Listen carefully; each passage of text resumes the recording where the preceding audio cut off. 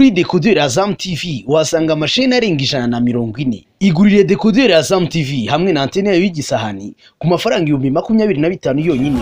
Ushobora kugura ifatabuguzi rya Azam Pure ku 3,500 gusa ku kwezi. Hari kandi ifatabuguzi rya Azam Plus ku mafaranga 4,500. Wakwigurira kandi Azam Play ku mafaranga 6,500. Mwaduhamagara kuri 0728502002. Azam TV, imyidagaduro kuri bose.